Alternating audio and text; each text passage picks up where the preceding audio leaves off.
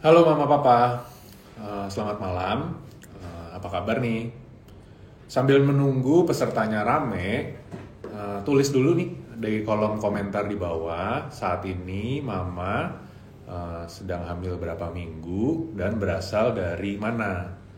Ya, ada Edwin Mansur, Mama Eka dari Papua ya sudah hadir. Terima kasih atas kedatangannya. Yuk yang lain bisa mulai menulis mama yang lain untuk usia kehamilannya dan asal lokasinya. Jadi mama berasal dari mana? Ya. 4 minggu dari Banten, Mama Sheila. Oke, apa kabar? Mama Fedi dari Bandung, hamil minggu ke-14. Oke, jadi di trimester pertama ya. Ada Mama Mila, Mama Anggra ini dari Kaltim. Oke. Mama Yulia dari Jember. Wah, banyak nih yang udah datang. Makasih. Malam-malam kali ini kita akan membahas mengenai satu topik ya. Topiknya adalah tentang seks setelah melahirkan. Ya. Sebelumnya saya memperkenalkan diri dulu. Nama saya adalah Dr. Bram Pradipta, spesialis kebidanan, SPOG. Saat ini saya berpraktek di Jakarta, yaitu di Rumah Sakit Koja dan di Rumah Sakit Gading Pluit, serta di Klinik Kehamilan Sehat. Nah, topik seks setelah melahirkan sudah banyak di request di @halobumil ini, maka malam hari ini akan kita bicarakan, akan kita bahas ya.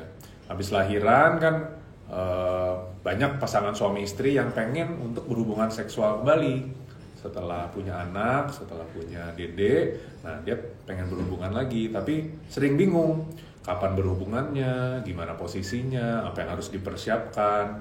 Nah, jadi pada malam hari ini kita akan membahas tentang seks setelah melahirkan ya. Mungkin keraguan itu ada karena masih masa nifas, atau badan mama yang belum pulih, atau mental mama yang belum pulih, nah, dan banyak faktor-faktor lainnya. Jadi sebenarnya kapan sih mama papa bisa seks lagi setelah melahirkan? Kapan lagi bisa berhubungan? Kemudian ada nggak sih hal-hal yang harus diawasi, harus diperhatikan sebelum memulai berhubungan atau bahkan sesudah berhubungan? Kemudian gimana tipsnya biar bisa enjoy, untuk saling enjoy dalam berhubungan ini setelah melahirkan. Nah, sebelum saya jawab semua pertanyaan yang nanti masuk di kolom komentar, saya akan jelaskan dulu beberapa poin penting yang sudah ditanyakan sebelumnya oleh para netizennya, sehingga nanti mungkin ada beberapa poin dulu yang akan saya bicarakan. Nah, kalau misalnya ada yang belum jelas, ada yang kurang-kurang, bisa ditanya kembali di kolom komentar ya, nanti akan coba saya jawab. Oke, pertanyaan yang udah masuk. Ada nggak sih perbedaan antara hubungan seks setelah melahirkan pada mama yang melahirkan secara normal dan mama yang melahirkan dengan operasi sesar? Bisa nggak? Ada nggak perbedaannya? Ya, secara umum sebetulnya mirip, tapi masih ada perbedaannya ya. Karena ada beberapa luka yang berbeda antara luka pasca persalinan dengan luka pasca sesar. Secara umum proses perubahan tubuh itu sama ya. Jadi nanti rahimnya mulai mengecil, perutnya mulai kendor karena sudah keluar anak dan ketubannya gitu ya. Tapi kan ada perbedaan lukanya. Pada sesar, maka lukanya tentu dominannya ada di daerah perut. Nah, sedangkan pada persalinan normal, lukanya ada di daerah sekitar kemaluan, ada di daerah sekitar vagina. Nah, ini harus diperhatikan tipe lukanya ya. Jadi harus mengetahui luka mana yang normal dan luka mana yang tidak normal. Apabila lukanya terlihat kemerahan, nyeri saat dipegang, apalagi sudah mulai ada cairan atau bahkan sampai nanah, maka itu menandakan adanya peradangan atau infeksi pada daerah lukanya. Tentu tidak disarankan untuk berhubungan dulu kalau misalnya masih ada tanda-tanda peradangan tersebut. Kemudian harus dicari tahu dulu penyebabnya, karena infeksi bisa karena kuman, bisa karena higiene, atau karena kurang nutrisi, ya karena ada juga mama yang sesudah persalinan terus nggak boleh makan A, nggak boleh makan B, malah jadinya kekurangan nutrisi. Alhasil lukanya atau bentuk lukanya menjadi kurang baik gitu.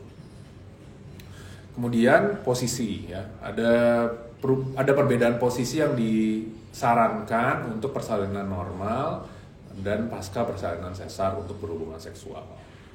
Kalau persalinan normal, maka posisi misionaris atau posisi yang biasa atau yang laki-laki di atas itu tidak ada masalah. Tapi pada persalinan dengan seksio sesaria, hal tersebut kadang-kadang sering menimbulkan nyeri pada daerah luka operasinya, sehingga pada pasca persalinan sesar, mama bisa menggunakan teknik woman on top, jadi yang perempuan yang di atas. Jadi kecepatannya, kedalamannya lebih bisa diatur oleh mama karena nyerinya terutama lebih di daerah perut gitu kan ya. Oke, pertanyaan selanjutnya, kapan hubungan seksual ini dapat dilakukan oleh mama dan papa, ya? Apakah ada perbedaannya antara mama yang melahirkan secara normal dengan sesar? Secara umum tidak ada perbedaan antara persalinan normal dengan sesar dalam hal waktu. Ya, jadi setelah masa nifas selesai, kurang lebih 40 hari, maka sebetulnya sudah bisa berhubungan. Nah, tapi disarankan paling tidak antara 4-6 minggu, jangan kurang dari 4 minggu. Ya, jadi setelah 6 minggu pun, ini juga berbeda-beda antara orang yang satu dengan yang lain. Ya, karena indikasi sesar juga berbeda, kemudian lancar tidaknya persalinan juga berbeda, jadi tentu keadaan tersebut bisa berbeda-beda antara individu yang satu dengan individu yang lain. Nah, kalau misalnya kurang dari 2 minggu sudah berhubungan, seringnya ada keadaan infeksi pasca persalinan karena rahimnya masih belum pulih secara sempurna, belum mengecil secara sempurna, dan mulut rahimnya juga masih terbuka. Gitu. Jadi kalau misalnya berhubungannya sebelum 2 minggu, maka jangan lupa bahwa resiko infeksinya bisa meningkat, jadi harus hati-hati. Jadi kurang lebih 4-6 minggu. Oke. Pertanyaan yang berikutnya, bagaimana dapat dilakukan setelah melahirkan normal? Ya, tadi ini udah saya jelaskan sedikit bahwa posisi misionaris boleh dilakukan, atau posisi doggy style juga bisa dilakukan, woman on top juga bisa. Jadi pada pasca persalinan normal sebetulnya tidak terlalu signifikan dalam hal posisi. Ya, berbeda dengan pasca sesar. Ya, kalau pasca sesar posisi misionaris dan posisi doggy style sebetulnya kurang disarankan. Jadi posisi woman on top, jadi yang perempuan di atas, sama satu lagi posisi spooning atau dari belakang tapi tidurnya menyamping gitu ya. Jadi sambil tiduran dengan posisi menyamping atau posisi spooning. Nah, dua posisi ini yang sebetulnya cukup aman dan nyaman untuk dilakukan pada mama yang sudah melahirkan secara sesar. Gitu. Oke, pertanyaan berikutnya. Gimana cara mengatasi kesulitan dan ketakutan saat ingin melakukan hubungan seksual setelah melahirkan? Ya. Ketakutan dan kecemasan ini sangat-sangat subjektif, berbeda-beda antara orang yang satu dengan yang lain. Ya, ini sangat ditentukan dengan pengalaman berhubungan sebelum melahirkan. Kemudian yang kedua, lancar tidaknya proses persalinan. Ya, karena kalau misalnya ternyata memerlukan tindakan untuk proses persalinannya, sehingga memerlukan ekstraksi vakum kah, atau bahkan sampai perlu disesar kah. Nah, ini kan memiliki stresor tersendiri untuk mama gitu. Jadi kalau misalnya kekhawatiran, kecemasan masih dirasakan sebelum berhubungan, ada baiknya untuk dilakukan komunikasi secara terbuka antara mama dan papa. Kalau misalnya memerlukan bantuan, tentu bisa juga berkomunikasi dengan tenaga kesehatan untuk menanyakan hal-hal apapun yang dicemaskan. Misalnya, perut saya masih besar nih, atau perut saya kok kulitnya jadi lebih loose, lebih bergelambir misalnya. Nah, ini semua hal ini bisa ditanyakan kepada tenaga kesehatan, dan tentu nanti bisa diberikan masukan, diberikan pendapat, opini, sampai mama dan papa benar-benar siap. Ya, jadi kuncinya adalah ada kesiapan di antara keduanya. Dan jadi komunikasi harus diingat, jangan lupa. Ya. Kemudian pertanyaan selanjutnya, apa yang harus diantisipasi oleh papa dalam menghadapi hubungan seksual ini setelah melahirkan?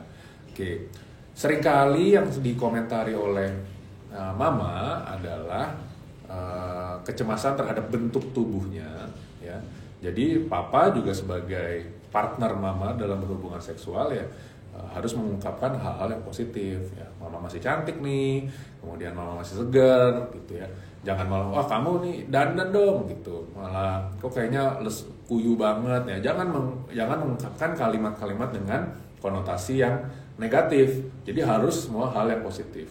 Jangan lupa bahwa sesudah melahirkan kan sudah ada dedeknya nih, udah ada si jabang bayi yang harus diurus setiap malam, harus diurus dari pagi sampai siang, malam, harus minta nyusuin, belum mesti ganti popok. Nah ini kan juga tentu menimbulkan stresor tersendiri untuk mama, bisa kurang tidur, kecapean. Nah jangan diperburuk dengan kalimat-kalimat yang berkonotasi negatif oleh papa. Saat berhubungan seksual pasca persalinan ini, foreplay dan komunikasi sangat-sangat penting ya, karena vagina mama seringkali terasa lebih kering. Hal tersebut terjadi karena hormon estrogen pasca persalinan sangat rendah. Rendahnya hormon estrogen tersebut adalah karena produksi ASI dari mama. Ya, karena mama memproduksi ASI, mengeluarkan hormon yang namanya hormon prolaktin, maka hormon estrogen jadi ditekan. Gitu. Nah, jadi sebetulnya kalau dengan ASI eksklusif kan 6 bulan pertama saja mama sebetulnya tidak subur. Gitu. Jadi masih belum memerlukan kontrasepsi karena hormon estrogen ditekan. Efek sampingnya dari hormon estrogen yang ditekan tersebut, vaginanya menjadi lebih kering. Nah, vagina yang kering tersebut kalau berhubungan seringkali terasa jadi lebih nyeri pada saat penetrasi. Nah, karenanya jadinya foreplaynya harus dipanjangin lagi. Nah, belum lagi perempuan sangat perasa, jadi ungkapan-ungkapan, kalimat-kalimat, sentuhan-sentuhan juga harus dilakukan supaya memerlukan waktu sehingga vaginanya menjadi lebih terlubrikasi. Ya, kalau misalnya sudah terlubrikasi, maka seharusnya saat berhubungan tidak terasa nyeri lagi. Gitu. Pertanyaan selanjutnya, kalau mama merasakan nyeri atau lagi nggak mau atau merasa nyaman saat mau berhubungan, apa yang harus dilakukan?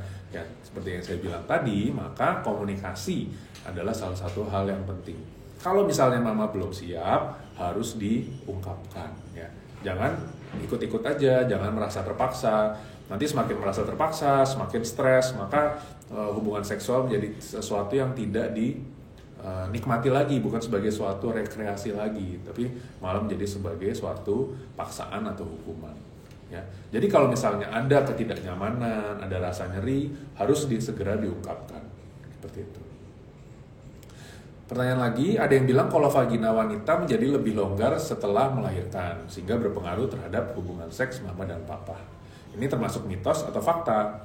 Oke, apakah ini bisa diatasi atau bisa dicegah? Baik, vagina adalah salah satu organ yang sangat ajaib, ya, karena dia berbentuk seperti tabung, tapi dia memiliki struktur seperti otot di samping-sampingnya. Sehingga sama seperti rahim yang bisa membesar pada saat anaknya sudah hamil 9 bulan dan kemudian menjadi mengecil kembali seperti seukuran buah alpukat setelah persalinan, begitu juga dengan vagina. Ya, vagina sudah bisa dilalui oleh kepala awalnya yang ukuran diameternya bisa sekitar 9 cm sampai 9,5 cm.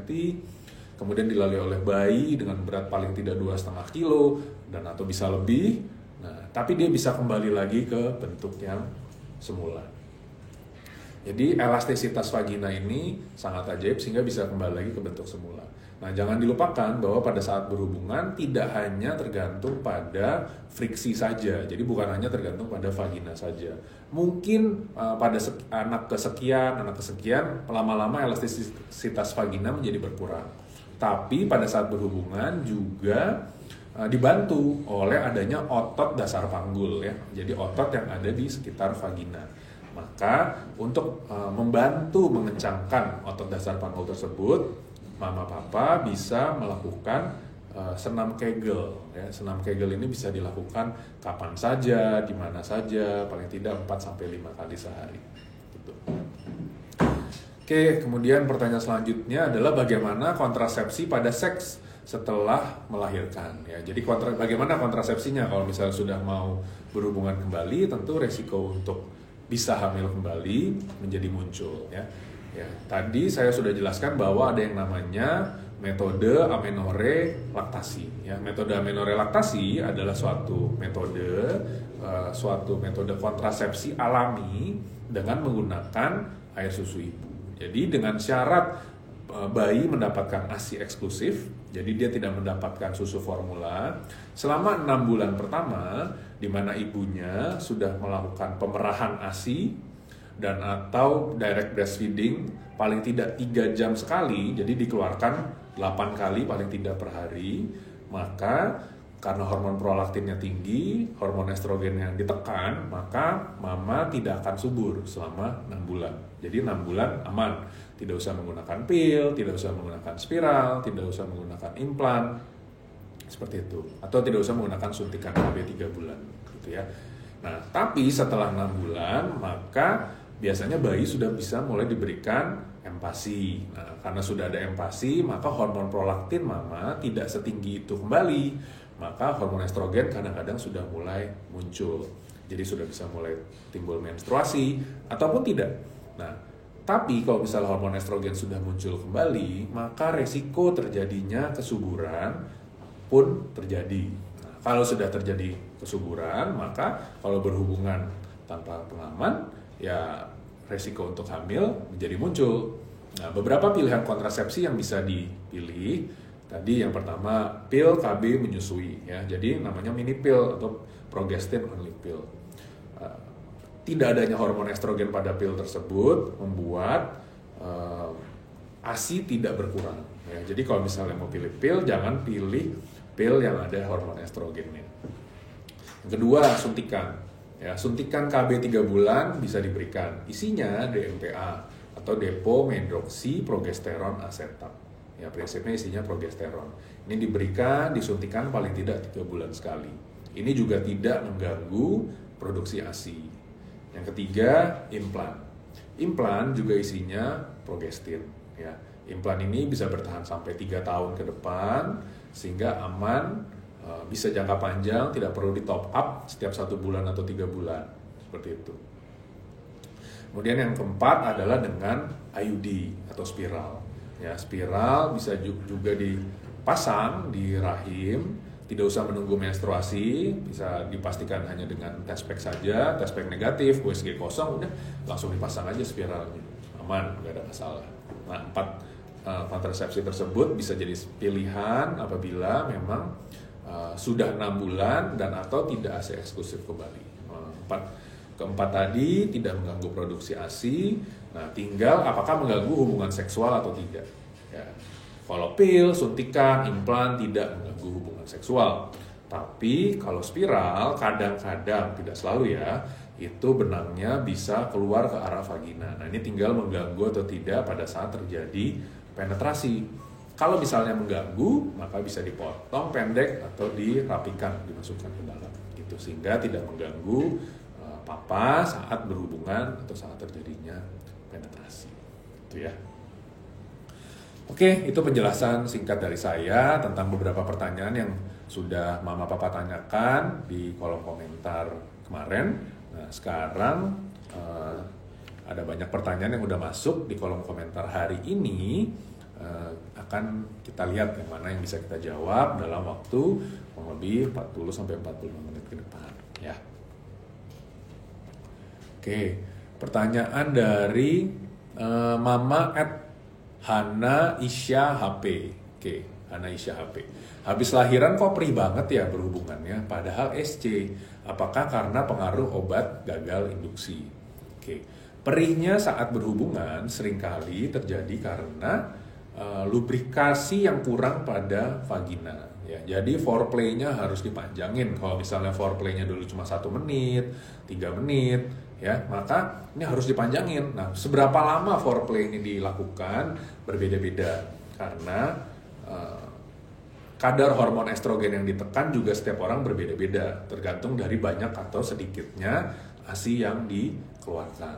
Nah, gimana caranya supaya lebih terlubrikasi? Nah, ini tugasnya Papa ya.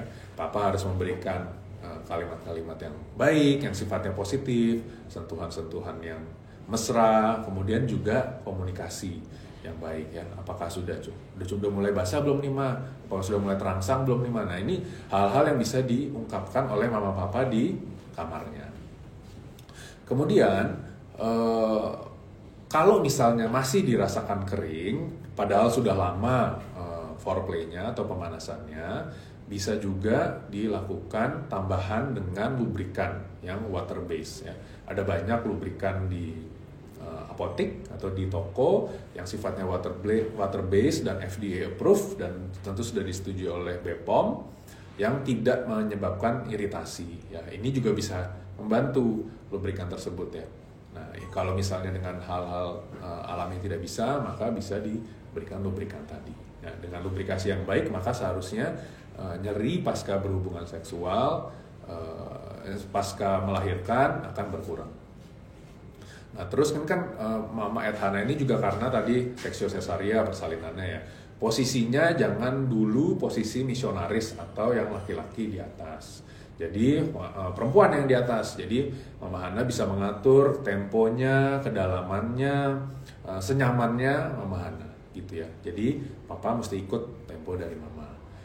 Atau juga posisi spooning tadi yang sambil tiduran menghadap ke samping kiri atau kanan, yang suami dari belakang. Jadi jangan misionaris, jangan doggy style dulu. Oke, pertanyaan selanjutnya dari Mama @lilis_anissa92 ya.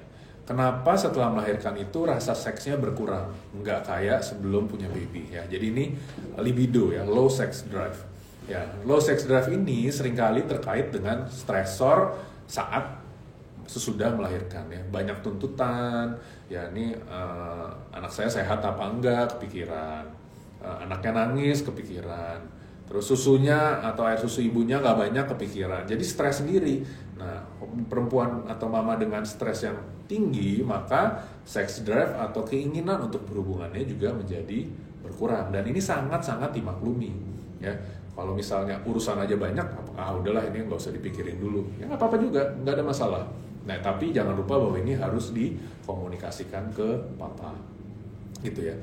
Nah, yang lain adalah karena tadi hormon estrogen. Nah, hormon estrogen ini juga bisa berkurang saat menyusui. Nah, hormon estrogen yang berkurang ini juga membuat keinginan untuk berhubungan atau sex drive atau libido tadi juga berkurang. Dan ini juga wajar sekali ya.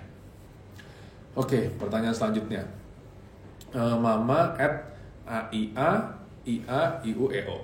246 ya.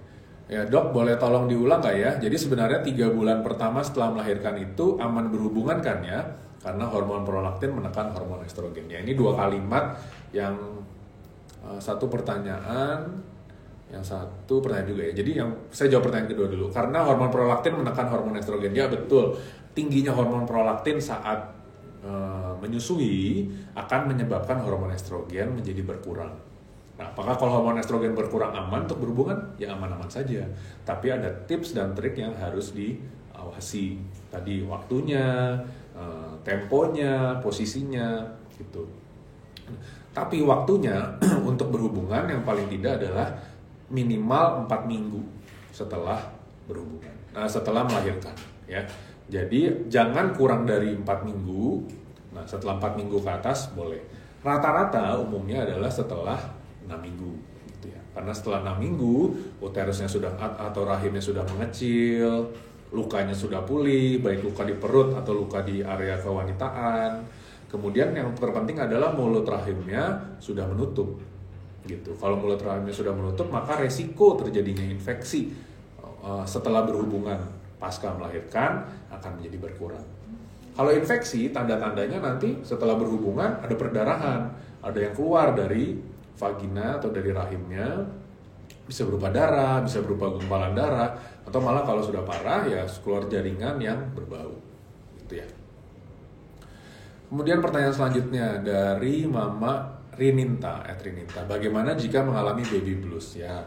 Baby blues ini bukan suatu hal yang tabu. Jadi kalau misalnya mama mengalami baby blues, ya jangan disimpan dalam hati. Kok saya beda ya dari orang-orang lain? Orang lain setelah melahirkan, punya anak, senang, happy. Kok saya malah tertekan, malah capek, malah nangis sendiri, kan berbeda gitu ya. Nah ini tergantung dari tingkat stresor, kemudian juga keadaan anaknya, dan berbagai permasalahan yang ada. Dan kalau misalnya memang mengalami baby blues, take your time, ambil waktunya, take it slow, pelan-pelan dulu, karena harus menyembuhkan atau harus healing keadaan psikologis diri sendiri dulu gitu. Nah ini juga harus dikomunikasikan. Kalau misalnya papa nggak tahu, ya tentu papa hanya bisa menduga-duga saja.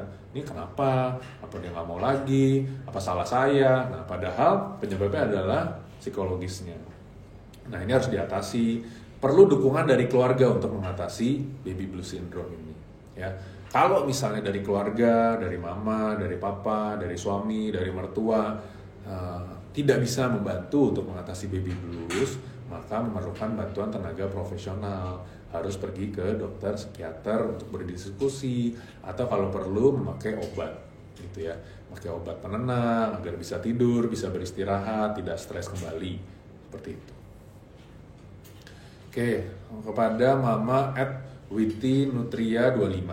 Ya, gimana kalau misalnya memakai alat bantu seksual pasca persalinan? Ya, bagaimana pandangan medis? Tidak ada masalah, boleh digunakan. Karena sex drive yang berkurang, kemudian vagina yang sulit terlubrikasi, ini bisa dibantu dengan menggunakan alat-alat terlebih dahulu. Ya, tapi jangan lupa dipastikan bahwa alatnya dibersihkan dulu dengan air hangat dan sabun sebelum digunakan. Ya, jangan malah terjadi infeksi karena menggunakan alat bantu seksual. Tapi alat bantu seksual ini boleh digunakan, tidak ada masalah, asal bersih dan digunakan dengan cara yang tepat. Jadi secara medis boleh digunakan. Oke, pertanyaan selanjutnya dari Mama @Bria Saraswati. Ya, udah setahun setelah persalinan, aku belum pernah seks sama suami. Bahaya nggak sih dok buat kesehatan? Secara umum tidak ada bahayanya, tidak ada efek sampingnya kalau nggak berhubungan ya. Ya, tapi ini kan seperti saya bilang perbedaan capek enggaknya, perbedaan sex drive-nya antara yang satu dengan mama yang lain. Jadi kalau misalnya memang belum siap setelah setahun, ya udah nggak apa-apa. Tapi ya kalau misalnya memang sudah mau mencoba lagi untuk berhubungan, ya bisa dicoba pelan-pelan dengan komunikasi yang baik, kemudian posisi yang nyaman. Karena saya nggak tahu Mama Bria tadi ini lahirannya normal atau sesar. Jangan lupa kencing dulu sebelum berhubungan, kemudian bisa menggunakan teknik tadi kan dengan teknik foreplay yang cukup lama supaya pasti bahwa sudah terlubrikasi dengan baik. Gitu. Oke, Mama Natania ya, Natania Widiati _ dok tadi disebutkan harus foreplay itu seperti apa ya dok? Lalu berapa lama dok amannya? Ya foreplay adalah hal-hal nama lainnya pemanasan gitu ya. Jadi kalau misalnya mau olahraga kan ada pemanasannya dulu, ada stretchingnya, ada lari-lari ringannya dulu supaya otot-ototnya tidak kaget. Begitu juga dengan berhubungan. Ya foreplay bisa dimulai dengan pelukan, kemudian bersentuhan, memegang tangan, memegang pipi, berciuman, ya, kemudian memegang bagian-bagian erotis atau erogenous zone ya dari mama, dari payudara, dari perutnya, dari punggungnya, dari alat kemaluannya. Nah ini yang namanya foreplay. Ya jadi sampai nanti intinya adalah berhubungan ya kan. Nah jadi foreplay ini adalah hal-hal yang bisa membantu tingkat libido meningkat sebelum berhubungan. Karena jangan lupa bahwa tingkat orgasme papa dan mama ini berbeda ya. Kalau papa kan lebih cepat untuk dari mulai awal sampai ejakulasi atau tingkat orgasme. Kalau mama lebih lambat, dia lebih landai. Jadi memerlukan waktu yang disamakan antara kapan waktu berhubungannya. Jadi kalau misalnya papa pengen buru-buru, maka pasti orgasmenya udah duluan, padahal mama belum mencapai orgasme. Ya, kalau misalnya begitu, pada laki-laki kalau udah naik orgasme turun langsung capek, perlu waktu untuk merecharge. Berbeda dengan mama. Kalau mama udah tinggi orgasme, nah itu bisa lebih lama untuk mencapai tingkat orgasme tersebut. Makanya bisa terjadi orgasme berulang-ulang pada mama. Oke, selanjutnya Mama @Aprilia Ramadhani. Ya, dokter mau tanya, setelah melahirkan secara seksual cesaria sudah mau 1 bulan, saat berhubungan jahitan masih terasa ngilu. Ya, kenapa ya dok? Oke, jahitan yang ngilu pasca seksual cesaria ini tergantung dengan teknik operasinya, kemudian jenis benangnya, dan indikasi operasi. Ya, indikasi operasinya karena persalinan tidak maju misalnya, tentu berbeda dengan indikasi persalinan karena anak pertama dan sungsang, jadi dipersiapkan, bukan sesuatu yang buru-buru gitu ya. Nah, pemulihan setiap orang juga bisa berbeda-beda, ini tergantung dari genetiknya. Nah, kalau misalnya memang masih terasa nyeri, maka bisa yang pertama periksa dulu ke dokter kandungan. Pastikan tidak ada peradangan, tidak ada luka, dan kalau di USG tidak ada defek pada luka bekas operasi. Ya, kalau aman, maka bisa coba untuk mengkompres air hangat pada daerah luka bekas operasi sebelum berhubungan, atau minum anti nyeri sederhana seperti paracetamol atau acetaminophen atau acetaminophen itu boleh, atau ibuprofen itu boleh dikonsumsi sesaat sebelum berhubungan ya, gitu ya. Selanjutnya apa lagi? Mama @Asri Fatima, ya udah sebulan dok udah sebulan saya keguguran, boleh berhubungan badan nggak? Bahaya atau nggak? Oke, kalau sudah sebulan pasca keguguran, jadi ini lain ya, bukan pasca persalinan ya, pasca keguguran boleh berhubungan badan atau enggak? Kemudian berbahaya atau enggak? Jadi kalau misalnya sudah di USG dan dinyatakan aman, sudah bersih, baik itu dilakukan kuretase atau dengan obat-obatan, atau tidak perlu pakai obat-obatan tapi sudah bersih sendiri, maka 3 minggu sampai 1 bulan kemudian sudah boleh berhubungan, aman, tidak ada masalah. Ya, jadi ini sedikit berbeda kalau misalnya pasca persalinan tadi butuh waktu 4 sampai 6 minggu, kalau pasca keguguran, pasca kuretase cukup 3 sampai 4 minggu gitu. Selanjutnya dari Mama Tiar_Melani. Emang benang sesar nggak bakalan copot ya dok kalau lagi seks? Nggak bakal copot. Ya, jadi sebetulnya benang itu bisa menyatu lagi menjadi daging membutuhkan waktu sekitar 3 sampai 4 minggu. Jadi kalau udah 4 minggu, seharusnya benang tersebut sudah teresorpsi gitu ya. Ada 2 tipe benang, yaitu benang yang absorbable atau bisa diserap, dan benang yang non-absorbable atau tidak bisa diserap. Benang yang non-absorbable itu yang harus dicopot pasca sesar ya, jadi pasca sesar sekitar 2 minggu dicopot benangnya, jadi tinggal meninggalkan kulit yang sudah teraproksimasi atau dekat ya. Tapi kalau misalnya sudah yang absorbable atau bisa diserap, maka 1 bulan sebetulnya sudah tidak ada lagi, dia sudah terdilusi menjadi jaringan gitu, jadi nggak bakal copot pada saat berhubungan gitu. Oke, kemudian pemakaian lubrikasi yang aman bagaimana ya? Oke, pemakaian lubrikasi itu harus menggunakan yang water based. Jadi nanti dicari ya di mana nanti mayoritas dari bahannya adalah dari air, itu aman. Kemudian pastikan itu sudah disetujui oleh BPOM atau FDA kalau yang impor dari luar negeri. Ya, kalau misalnya itu nanti tinggal dicuci tangan dulu, jangan lupa dioleskan ke tangan kurang lebih sebanyak 2 ruas jari, udah nanti tinggal diolesin ke daerah sekitar vaginanya saja sampai terasa lembab atau moist atau basah gitu ya. Nah, kalau misalnya sudah lembab, sudah moist, sudah basah, ya sudah siap untuk berhubungan gitu. Oke. Kok saya merasa longgar ya habis lahiran, bakal rapat lagi nggak sih Miss V-nya, berapa lama? Oke. Membutuhkan waktu kurang lebih sekitar 2-3 bulan sampai benar-benar pulih sempurna daerah vaginanya. Tadi bahwa pada saat berhubungan tidak hanya tergantung pada kompresi dari vagina saja, jangan dilupakan ya. Nah, juga dibantu oleh otot dasar panggul. Nah, caranya adalah dengan senam Kegel atau Kegel exercise. Ya, senam Kegel ini bisa dilakukan oleh siapa saja, bisa dilakukan kapan saja. Caranya adalah seperti kita menahan buang air kecil ya. Jadi bayangkan kita sedang kencing, jadi kita sedang buang air kecil imajiner gitu ya. Kemudian kita mengencangkan otot dasar panggul kita untuk menahan mixi tersebut. Kayak kita mau cari WC, mana WC. Nah kan kita menahan kan keinginan untuk berkemih tersebut supaya tidak ngompol. Nah itu ditahan kurang lebih 3-5 detik, kemudian dilepaskan kembali 3-5 detik. Kalau misalnya kuat bisa maksimal sampai 10 detik ya. Tahan lagi 5-10 detik, kemudian dilonggarkan lagi 5-10 detik kemudian. Ini bisa dilakukan sebanyak-banyaknya, sekuat dari mama dan atau papa, gitu ya.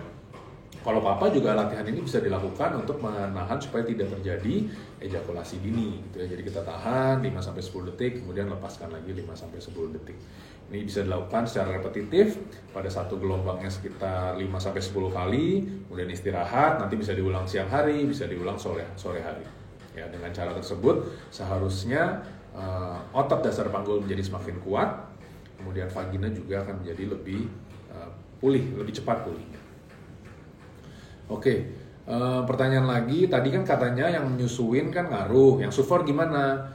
Kok tetap aja nggak pengen berhubungan sama suami? Ya berarti walaupun hormon estrogennya sudah ada, tapi rasa kecapean, kemudian vagina yang kering juga tetap masih ada.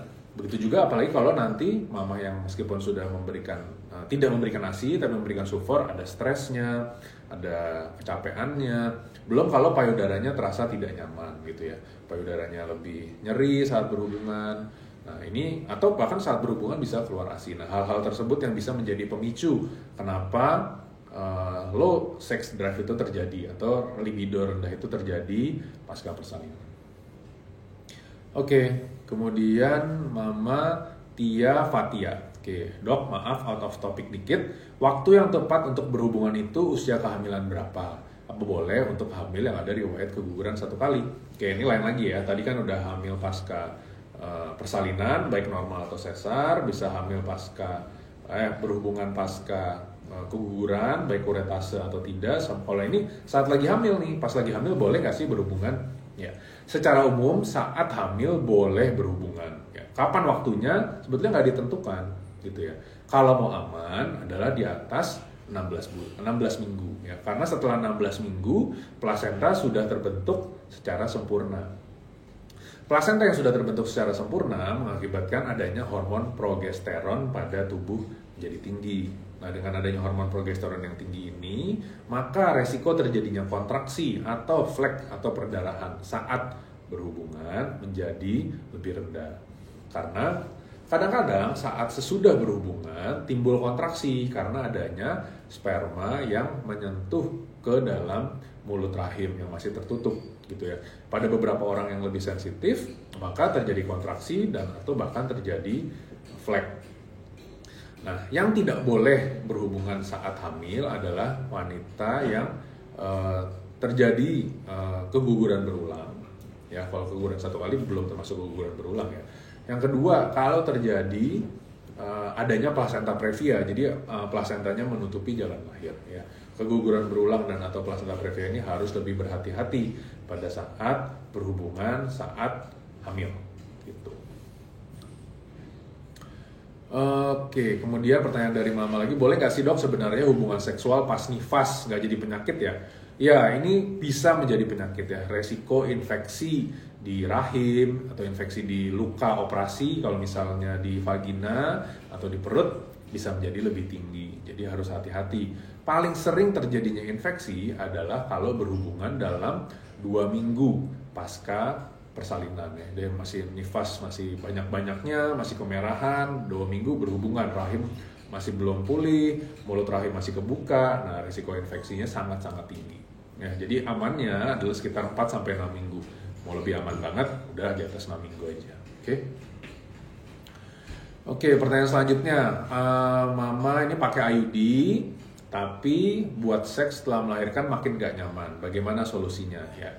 Yang pertama, pastikan posisi dari IUD atau posisi spiralnya baik. Ini bisa dilakukan dengan sesimpel dengan cara melakukan ultrasonografi atau USG. Jadi dengan USG bisa diketahui posisi spiral di dalam rahimnya.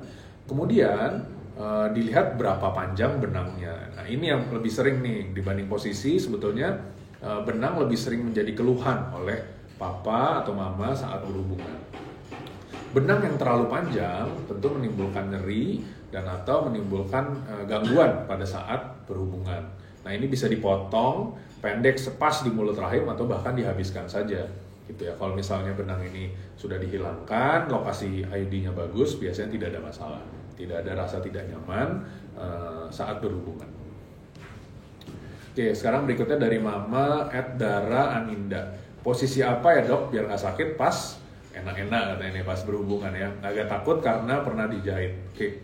Oke, posisi yang ternyaman sebetulnya adalah woman on top ya. Posisi di mana laki-lakinya di bawah dan perempuannya yang ada di atas. Kenapa? Karena pada saat posisi woman on top ini tempo, jadi kecepatannya, kemudian yang kedua penetrasinya ditentukan oleh perempuan ya, oleh mama. Jadi dengan dua hal tersebut maka tingkat kenyamanannya sudah pasti lebih nyaman oleh mama ya. Nanti dengan tempo yang diatur oleh mama, kedalaman yang diatur oleh mama, maka resiko untuk terjadinya nyeri, resiko untuk terjadi ketidaknyamanan menjadi berkurang. Yang kedua, posisi spooning. Jadi bisa sambil tiduran, nanti miring ke kiri dan atau miring ke kanan, di mana papa berada di sebelah belakang, kemudian berhubungan. Ya, yang pada saat dengan posisi spooning ini, maka resiko tertekan kemudian menjadi lebih berkurang ya, baik di daerah vagina maupun di daerah perut atau di kalau misalnya melakukan seksio-sesaria gitu. Jadi posisi spooning juga menjadi salah satu pilihannya. Selanjutnya, payudara sakit setelah melahirkan. Oke, apa yang harus dilakukan saat mau berhubungan? Ya, ini pertanyaan yang sangat-sangat bagus karena seringkali payudara menjadi terasa tegang, ya, nyeri saat dipegang karena penuh dengan air susu ibu. Ya, ini sebelum berhubungan bisa dilakukan pemerahan terlebih dahulu sehingga menjadi lebih kempes sedikit. Kalau misalnya masih tender atau masih nyeri saat dipegang, bisa dilakukan kompres air hangat. Dan ini juga harus diomong ke papa bahwa kalau misalnya tempo terlalu cepat misalnya, maka payudara kan bisa bergoyang kiri kanan atas bawah. Nah ini kalau misalnya penuh dengan ASI maka akan terasa nyeri gitu. Jadi ini harus diomongin bahwa temponya harus diperlambat, harus sesuai kenyamanan mama. Nah sebelum berhubungan tadi dikeluarkan dulu atau diperah dulu dan dikompres hangat ya. Jadi dengan waslap, diberikan air hangat, kemudian dikompres di payudara kiri dan kanan. Kalau perlu sekali bisa ditambahkan anti nyeri, gitu ya. Oke, pertanyaan selanjutnya. Maaf kalau sudah dijelaskan, baru bergabung ya, nggak apa-apa. Kalau lahirannya sesar, ada pantangan nggak dok untuk berhubungan setelah persalinan? Ya, pantangannya adalah kalau misalnya lukanya masih terasa nyeri ya, seharusnya dari waktu ke waktu maka luka operasi tersebut nyerinya akan berkurang ya. Jadi kalau misalnya dari hari ke hari makin nyeri, wah tentu ada sesuatu masalah nih, harus diperiksakan kenapa terjadi hal tersebut, kenapa menjadi semakin nyeri ya. Apalagi kalau misalnya terlihat ada masalah pada luka bekas sesarnya, kemerahan atau keluar cairan atau bahkan keluar nanah, dipegang sakit. Nah, ini jangan berhubungan dulu. Kemudian posisi misionaris, yaitu posisi wanita di bawah dan laki-laki di atas, kelihatannya harus dihindari terlebih dahulu.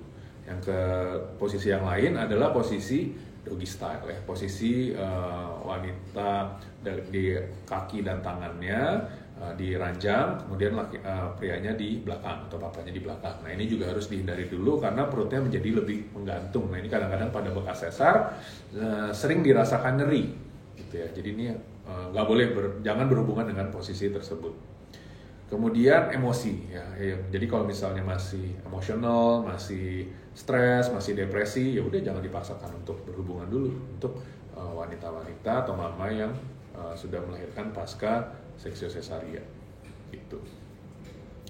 Oke, kemudian selanjutnya kok pakai kondom makin membuat nyeri setelah melahirkan ya? Adakah saran KB? Nah, ini seringnya nyerinya bukan karena kondomnya, tapi karena lubrikasinya yang kurang baik pada vagina. Seringkali pada kondom kan memang sudah ada lubrikannya sedikit gitu ya, supaya tidak nyeri saat bergesekan. Tapi kalau misalnya kurang, tadi foreplaynya bisa dilamakan atau menggunakan lubrikan dari apotik gitu ya, yang water based tadi. Nah ini bisa dioleskan kalau misalnya nggak nyaman ke vagina, ya udah dioleskan ke penis yang sudah disarungi oleh kondomnya gitu. Selanjutnya, apakah rasa sakit pas berhubungan itu wajar? Kapan harus periksa ke obgyn dan gimana membedakan sakit karena efek psikologis atau memang ada sesuatu di vagina? Oke, pertanyaannya bagus ya. Apakah pas berhubungan itu wajar atau enggak? Wajar ya. Jadi kalau misalnya pasca persalinan dan ada rasa nyeri, itu adalah sesuatu yang wajar. Jangan dianggap, wah kayaknya saya lain sendiri nih, orang-orang lain kayaknya normal-normal ya. Enggak, sangat-sangat mungkin untuk terjadinya nyeri pasca berhubungan gitu ya. Karena vaginanya biasanya jadi lebih kering gitu. Terus kan ada bekas jahitan luka operasi kalau misalnya persalinan normal ya. Jadi nyeri ini adalah sesuatu yang tidak bisa dipisahkan. Nah, tapi dari hari ke hari seharusnya nyerinya makin berkurang. Hari ini sama besok ya besok lebih membaik. Besok sama seminggu lagi seharusnya seminggu lagi sudah membaik. Makin membaik kalau misalnya belum hilang.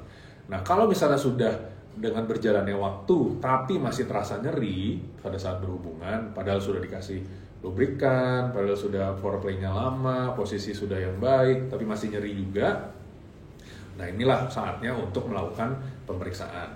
Nah kalau misalnya diperiksa tidak ada masalah secara anatomis, jadi lukanya baik, vaginanya baik, baru kita bisa memikirkan adanya kelainan psikologis ya. Kelainan psikologis ini juga bisa ditegakkan kalau misalnya tadi ada yang nanya kan dengan menggunakan alat bantu seksual nggak nyeri, tapi kalau misalnya penis yang masuk kok nyeri. Nah ini sangat-sangat mungkin bahwa nyerinya adalah sifatnya psikologis ya. Ada pasien juga ya karena proses persalinannya sangat traumatik, dia sampai trauma berhubungan, sampai bete sama papanya. Nah ini kan jadinya menimbulkan hal-hal yang secara psikologis menjadi halangan untuk berhubungan gitu ya.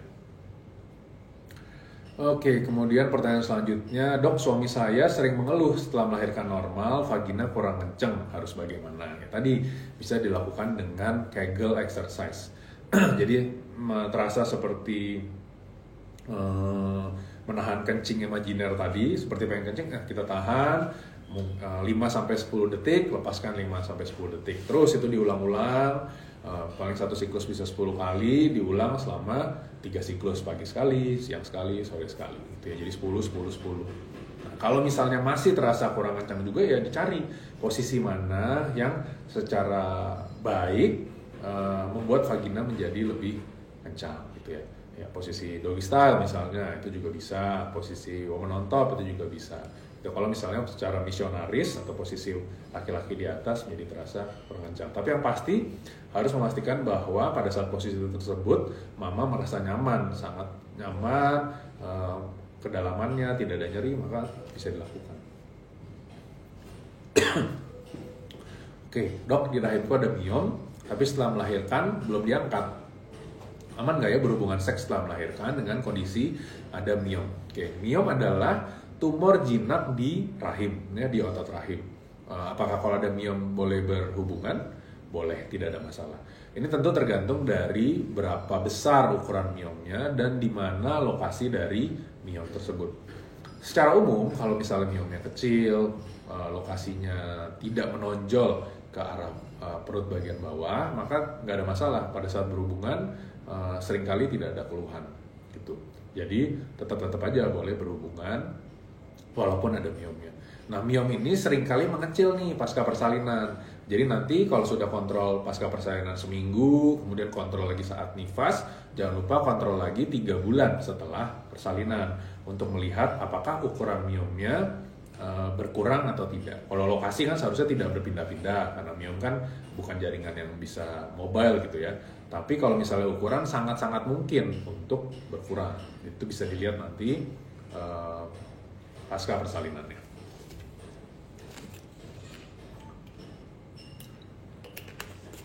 Oke. Pertanyaan selanjutnya, dok, abis ngelahirin dipegang sama suami aja udah males banget gitu. Kalau sama dipegang sama papinya males nih, gimana mau berhubungan? Suami udah foreplay tapi tetap aja nggak bisa. Ya, berarti ini secara psikologis ada hambatan ya. Ada rasa males, ada rasa capek sebelum berhubungan.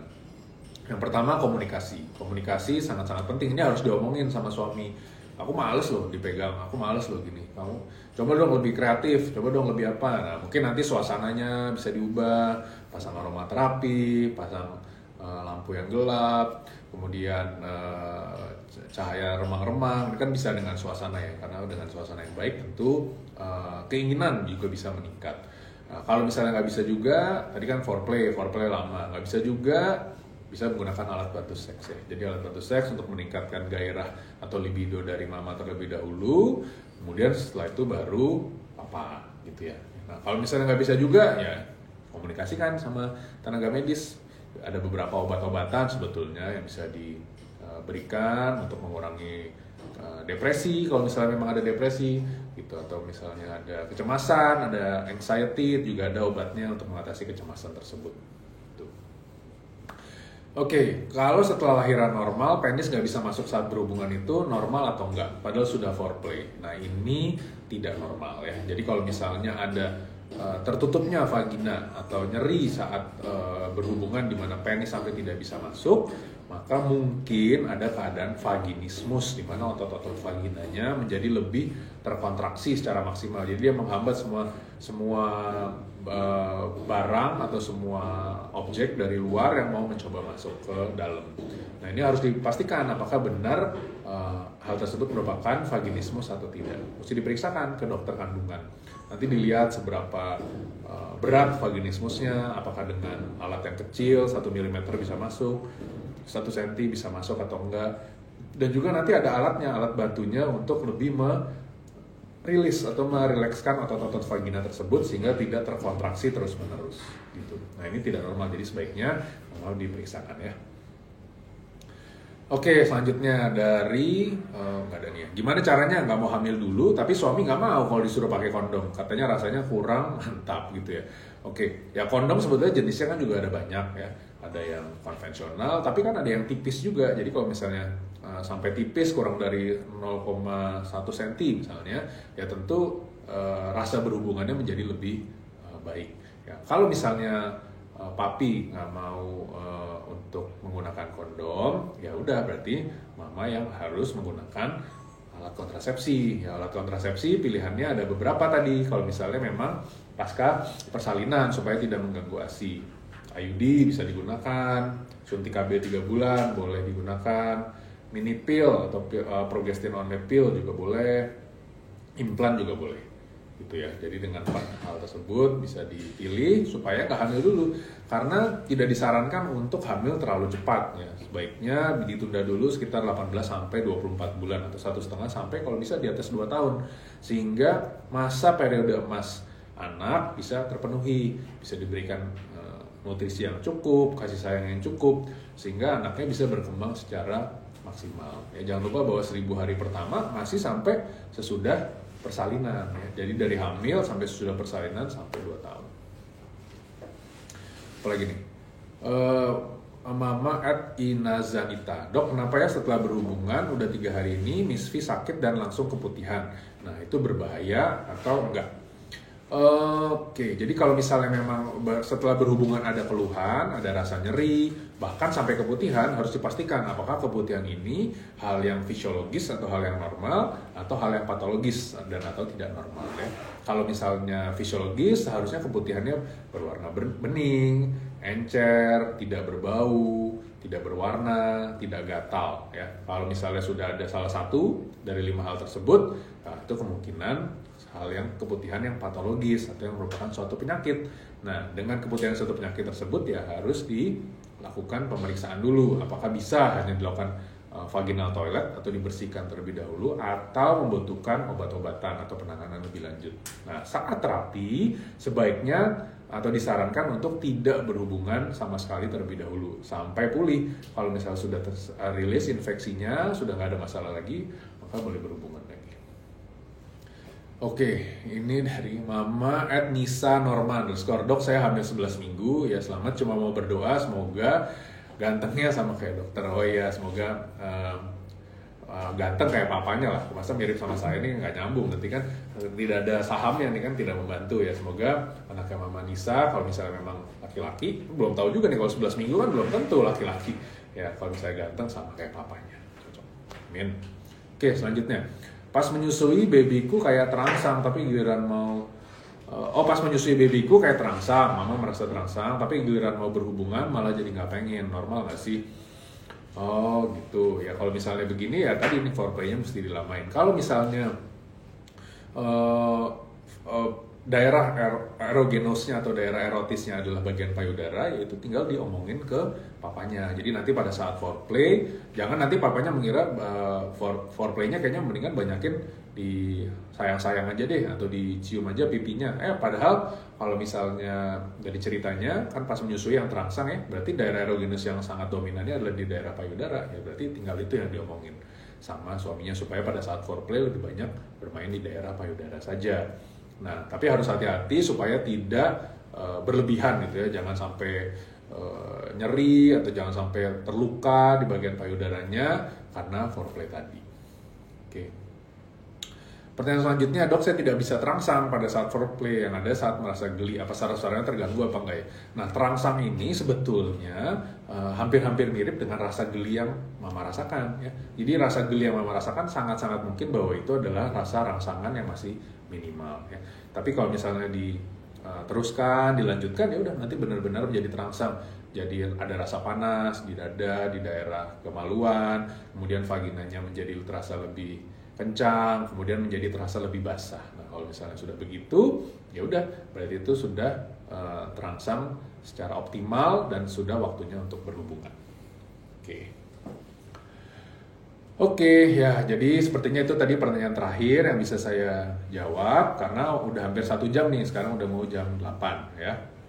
Mudah-mudahan hal yang sudah saya jelaskan, hal yang bisa saya omongkan tadi bisa membantu untuk Mama dan atau Papa jadi tips supaya berhubungan pasca persalinannya baik normal atau seksio sesariannya ini lancar, aman, gak ada masalah ya.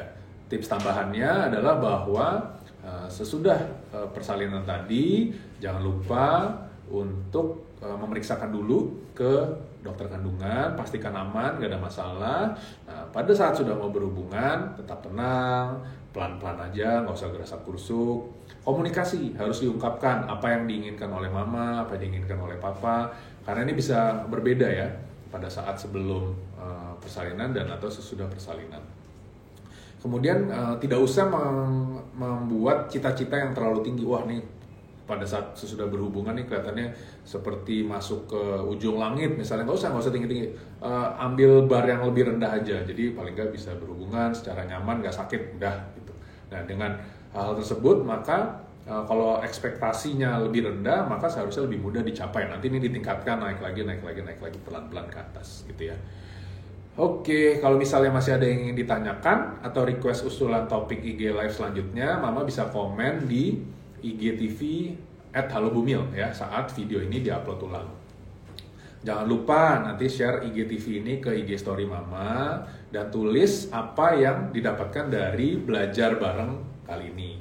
Tag @halobumil dan juga bisa tag saya @bram_pradipta biar nanti saya bisa baca dan repost. Oke. Akhir kata, terima kasih untuk semua Mama dan atau Papa yang udah ikutan hari ini. Sampai jumpa lagi di sesi selanjutnya. Saya Dr. Bram Pradipta, pamit undur diri. Sehat selalu. Dadah.